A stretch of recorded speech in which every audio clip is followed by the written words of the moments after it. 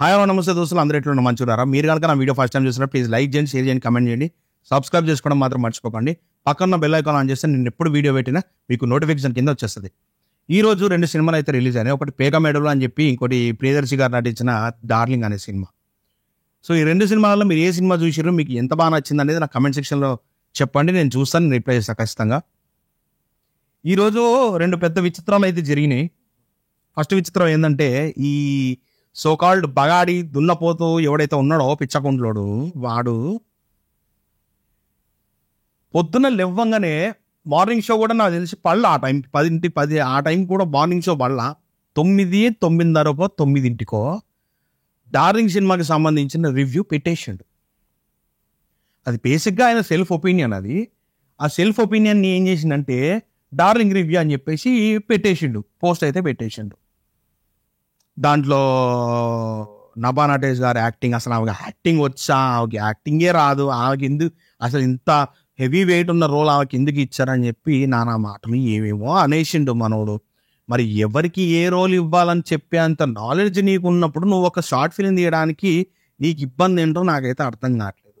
సరే వదిలే, అది ఎలాగో మీరు చెయ్యరు, ఎందుకంటే మీరు దమ్మున్నోళ్ళు, మీకు అంత క్రాఫ్ట్ తెలుసు అని జనాలకు తెలియదు కదా. ఒక నార్మల్ ఆడియన్కి, సినిమాని జీరో మైండ్తో వెళ్ళి కూర్చొని చూసే ఆడియన్కి మీకు ఎన్ని క్రాఫ్ట్లు తెలుసో వాళ్ళకి ఎలా అర్థం అవుతుంది పాపం. ఈ సబ్స్క్రైబర్లు అందరూ అలాంటి మనుషులే ఉండుంటారు. మాకంత మా వరకు అర్థం అవుతున్న విషయం ఏంటంటే, ఇప్పుడు ఏ యాక్టర్ ఏం చేయాలనేది నువ్వు ఎలా డిసైడ్ చేస్తున్నావు? కనీసం నీకు ఒక హావభావం వస్తుందా? నీ ముఖంలోకి ఎక్స్ప్రెషన్ పలుకుతుందా? మాకు తెలియదు, మేము అడుగుతున్నాం. నీ ముఖంలోకి ఎక్స్ప్రెషన్ అనేది పలుకుతుందా?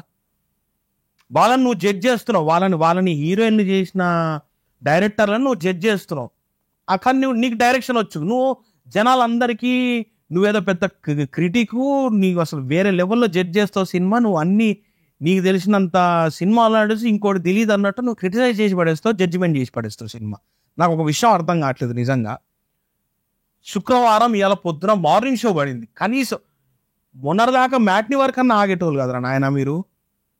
ఇప్పుడు మార్నింగ్ షో 9:30కి ఎలా పెట్టావో నాకు అసలు అర్థం కావట్లేదు. నువ్వు ఏ బొక్కలోకి వెళ్ళి చూసావా, లేకపోతే నీకు సపరేట్గా పిలిచి వాళ్ళు ఏమన్నా నీకు ప్రీమియర్లు ఏమన్నా అలొకేట్ చేసి నీకు సినిమా వేసిరా అనేది కూడా మాకు అర్థం కావట్లేదు.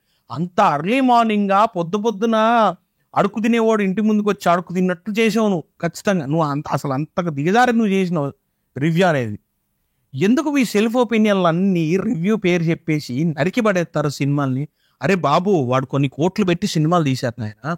ఇప్పుడు మీది బిజినెస్, మీ చిల్లర బిజినెస్ తెలుస్తుంది జనాలకి, ఖచ్చితంగా తెలుస్తుంది. నువ్వు ఏదైతే వీడియో పెట్టినావో నీ కింద కామెంట్లు ఇప్పుడు నేను తీసి చదవచ్చు, కానీ నేను చదవదలుచుకోవట్లేదు. ఎందుకంటే జనాలు మీరు వెళ్ళి జనాలే నిన్ను క్వశ్చన్ చేస్తారు.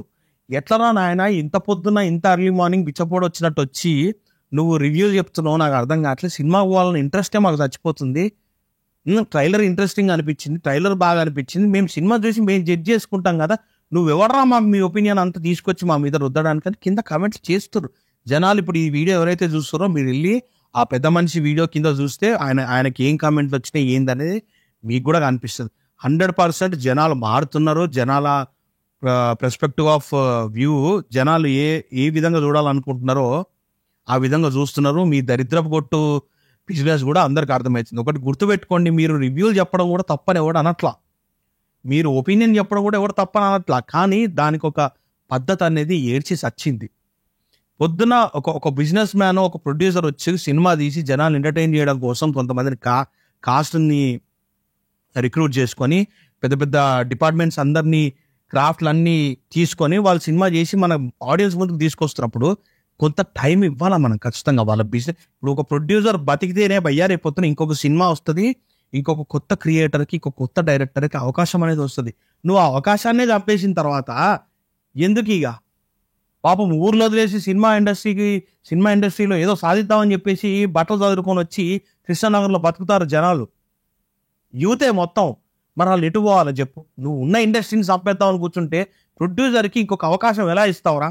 ఒక విషయం నాకు చెప్పండి, ఒక సినిమా నడిచింది, అది అట్లీస్ట్ 1 టైం వాచబుల్ కూడా లేకుండా ఉండదు కదా మీకు. మీరు చెప్పిందే సినిమానా? మీరు చెప్పింది తప్ప జనాలు వేరే చూడకూడదా? అంటే బాగా టేస్ట్ అనేది ఏది ఉండదా? ఎందుకు మరి అసలు మీరు పుట్టేందుకు నాకు అర్థం కావట్లేదు.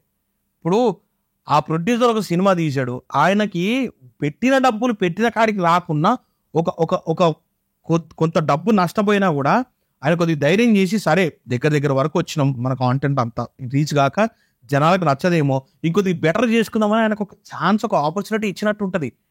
పెట్టిన దాన్నే మొత్తం నాశనం పట్టించేటట్టు నీలాంటి రివ్యూర్లు వచ్చి మొట్టగొడితే సినిమా, మరి వాడికి నెక్స్ట్ సినిమా తీయాలన్న ధైర్యం వస్తుందా వాడికి? చెప్పు, నువ్వు చెప్పు. నాకు అర్థం కావట్లేదు. నీకు 3 స్ట్రైకులు ఆఫర్ రా, నీకు 2 స్ట్రైకులు, ఎవరన్నా సినిమాకి సంబంధించిన వాళ్ళు 2 స్ట్రైకులు దిగితే 3వ స్ట్రైక్ పడకుండా నువ్వు ఆపగలవా? నువ్వు దమ్ముంటే నువ్వు తీయగలుగుతావా? చెప్పు, నువ్వు ఇంకో రివ్యూ చెప్పగలుగుతావా? అంటే నేను ఎవడు ఏమనట్లేడు, వాళ్ళు ఏదో భయపడ్డారు అని నీ ఫీలింగా? ఒక్కసారి సినిమా వాళ్ళందరూ తిరగబడి వాళ్ళ థంబ్నెయిల్ వాడినా, వాళ్ళకి నెగిటివ్గా నువ్వు ఏదైనా సినిమా రివ్యూ చెప్పినా కూడా స్ట్రైక్ వేసే ఛాన్స్ వాళ్ళు వచ్చి నీకు స్ట్రైక్ వేస్తే నా కొడక మీలాంటి వాళ్ళందరూ షెడ్కి దిగేస్తారు. ఒళ్ళు దగ్గర పెట్టుకొని మాట్లాడాలి మీరు ఎవరు రివ్యూ చెప్పినా. ఒక టైం అనేది ఉండాలి ఖచ్చితంగా. ఎవడు ఏ బిజినెస్ చేసినా బిజినెస్ టు బిజినెస్ సపోర్టివ్ ఉండాలి, కానీ ఇట్లా సంఖ నాకు ఇచ్చేలాగా ఉండకూడదు. సినిమా ప్లాట్ఫాము, మన మీడియా ప్లాట్ఫామ్ అనేది 2 సపోర్టివ్గా పనిచేసుకోవాలి, కానీ ఇట్లా ఒక మీడియాలో మీరు ఒక దరిద్రం క్రియేట్ చేసి సినిమాని చంపే స్థితికి మీరు తీసుకెళ్ళకూడదు.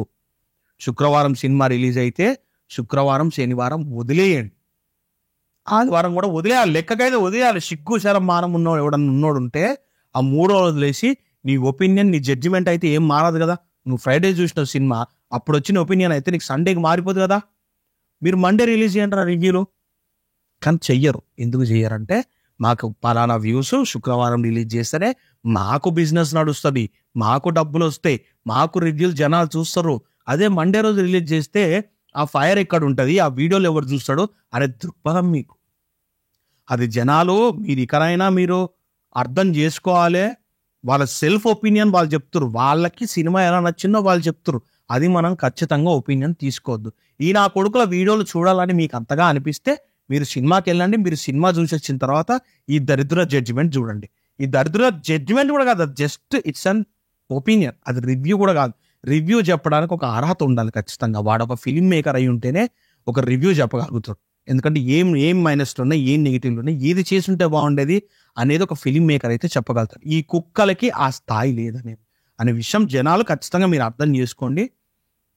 అండ్ కొత్త విషయం ఇంకొకటి ఏంటంటే, ఈ సోకాళ్ళు గల్ల చొక్కా, పువ్వుల చొక్కా ఎవడైతే ఉన్నాడో ఆ మనిషి నేను ఎప్పుడూ వినలేదు, కానీ ఈ రోజు నేను విన్నా ఏంటంటే, ఆ మనిషి డార్లింగ్ అనే సినిమాకి రివ్యూ చెప్పిన తర్వాత చివరి ఆఖరిలో ఒక విషయం చెప్పాడండి. అది ఏంటంటే, నాకు సినిమా నచ్చలేదు, మేబీ మీకు నచ్చొచ్చు, సినిమాకి వెళ్ళి చూడండి అని చెప్పాడు.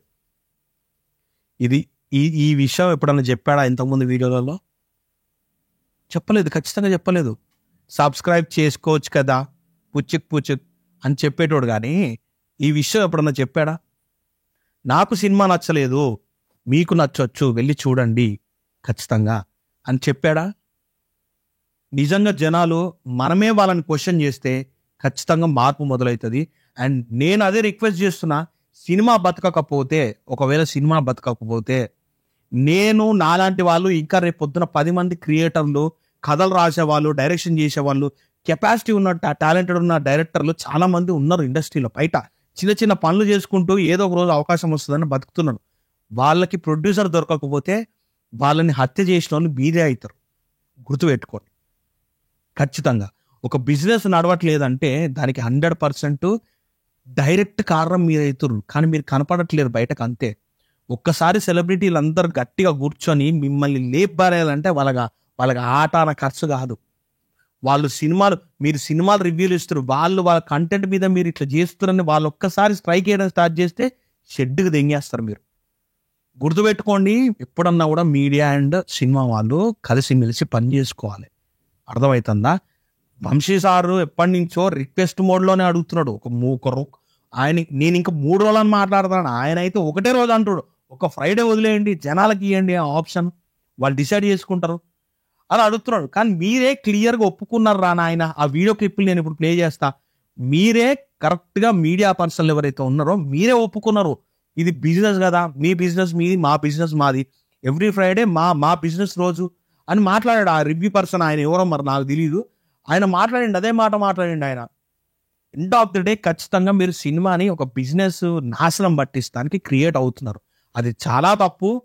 అది మీరు మానుకోండి. సినిమాకి ఒక 2-3 రోజులు గ్యాప్ ఇవ్వండి. ఆ వీక్ డేస్లో రిలీజ్ అవుతున్నప్పుడు ఆ వీక్ డేస్ జనాలు వాళ్ళంతటా వాళ్ళు వెళ్ళి ఎంజాయ్ చేయండి. వాళ్ళకి నచ్చుతుంది నచ్చదు తర్వాత సంగతి జనాలు డిసైడ్ చేస్తారు.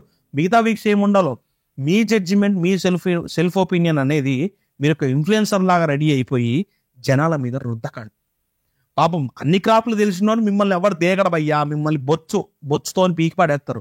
కానీ తెలియని జనాలు పాపం మీరు చెప్పింది నిజం అనుకొని నమ్మేస్తారు. ఒకటే విషయం 10 సార్లు 10 మంది పిచ్చకుంట్లోలాగా చెప్తే జనాలు నమ్మేస్తారు. సో మీరు జనాల్ని గొర్రెలు చేయకండి. జనాలు మీరు కూడా గొర్రెలు అవ్వకండి. ఇలాంటి దరిద్రుల్ని ఎంత దూరం పెట్టి మీరు ఎప్పుడైతే, నేను ఒకటే విషయం చెప్తాను, మీరు ఎప్పుడైతే వాళ్ళ వీడియోలు చూడడం మానేస్తారో ఆ రోజు వాళ్ళు వీడియోలు చేయడమే ఆపేస్తారు. ఈ రివ్యూలు బంద్ చేసి వెళ్ళి పాన్ షాప్లోనో ఏదో కటింగ్ షాప్లోనో ఎన్నో పని చేసుకుంటారు. అర్థమవుతుందా? సో బాబు హూకు చొక్క ఇప్పటికైనా కొంచెం మారావు. ఏదైతే చెప్తున్నావు అది ఫస్ట్లో చెప్పేసి చాలా బ్రహ్మాండంగా ఉంటుంది, చివరిలో చెప్పడం కాదు. సో సిగ్గు శరం తెచ్చుకొని ఈ మార్పు ఏదైతే ఉందో అది నెక్స్ట్ సాటర్డేకో సండేకో మీరు పోస్ట్పోన్ చేసుకొని రివ్యూలు చెప్తే మీకు కూడా మంచిగా ఉంటుంది. పోను మీరు సెలబ్రిటీలకే బీపీలు తెప్పించి మీ మీద స్ట్రైక్లు వేసుకునేలాగా మీరు చూసుకోకండి. మీ ఒళ్ళు దగ్గర పెట్టుకొని మీ పని మీరు చేసుకుంటే బ్రహ్మాండంగా ఉంటుందని నేను చెప్తాను. అర్థమవుతుందా? మేము మీ కాంటెంట్ తీసుకొని మేము చేస్తున్నాం, మేము ఏదో రిచెస్ట్ అయిపోదాం, మీ మీద వీడియోలు చేస్తే మేము తోపులు అయిపోదాం అని అవలగాళ్ళు పెట్టే కామెంట్లు పెడుతూనే ఉంటారు. నేను ఒక విషయం చెప్పదలుచుకుని ఏంటంటే, వీళ్ళే ఆఫ్టర్ ఆల్ గాళ్ళు పెద్ద సెలబ్రిటీలు అని మీరు ఫీల్ అవుతే మరి ఈ కుక్కలు ఎవరి మీద పడి బతుకుతున్నారు అనేది మీరు డిసైడ్ చేసుకోవాలి. కాబట్టి పెట్టేవాళ్ళు క్లియర్గా ఈ కుక్కలు ఎవరి కంటెంట్ మీద డిపెండ్ అయ్యి బతుకుతున్నారు అనేది మీరు డిసైడ్ చేసుకోవాలి. సరేనా? చలో మన కలుద్దాం. నా వీడియో మీకు నచ్చితే ప్లీజ్ లైక్ చేయండి, షేర్ చేయండి, కామెంట్ చేయండి, సబ్స్క్రైబ్ చేసుకోవడం మాత్రం మర్చిపోకండి. పక్కన బెల్ ఐకాన్ ఆన్ చేస్తే నేను ఎప్పుడు వీడియో పెట్టినా మీకు నోటిఫికేషన్ ఏదో వచ్చేస్తుంది.